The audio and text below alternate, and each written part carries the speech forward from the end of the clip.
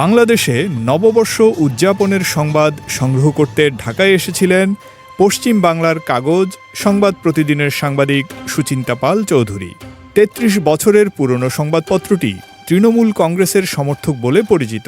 প্রকাশক স্বপন বসু এবং সম্পাদক সৃঞ্জয় বসু দুজনেই তৃণমূলের সাংসদ। মঙ্গলবার সে কাগজেই শেখ হাসিনাকে নিয়ে দীর্ঘ এক প্রতিবেদন প্রকাশিত হলো।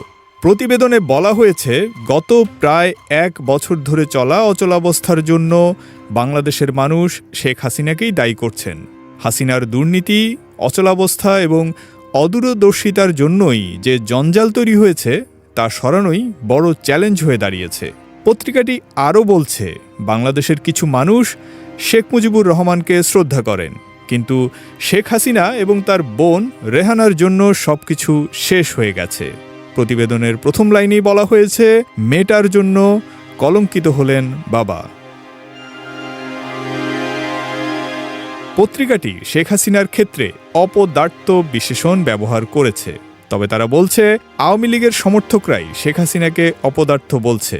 শেখ হাসিনার শাসনকালের দুর্নীতি অচলাবস্থার জন্য দলের নেতাকর্মীরাই আজ শেখ হাসিনার বিরুদ্ধে কথা বলছে, এমনটাই দাবি পশ্চিমবঙ্গের দৈনিক সংবাদ প্রতিদিনের।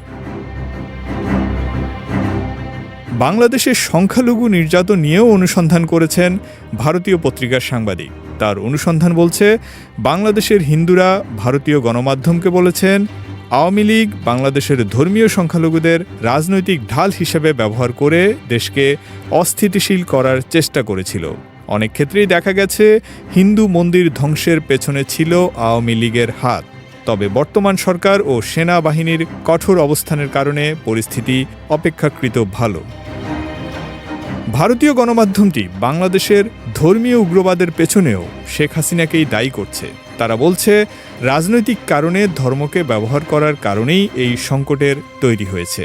প্রতিবেশী ভারত ও পাকিস্তানের সাথে বাংলাদেশের সম্পর্ক নিয়ে পত্রিকাটি বলছে, ভারতের সাথে সম্পর্ক খারাপের পেছনেও শেখ হাসিনা ও শেখ রেহানা দায়ী। তাদের স্বার্থের কারণেই প্রতিবেশী দেশগুলোর সাথে সম্মানজনক সম্পর্ক গড়ে ওঠেনি। তবে ডক্টর ইউনূসের নেতৃত্বাধীন অন্তর্বর্তী সরকার সব প্রতিবেশীর সাথেই সুসম্পর্ক তৈরির চেষ্টা করছেন।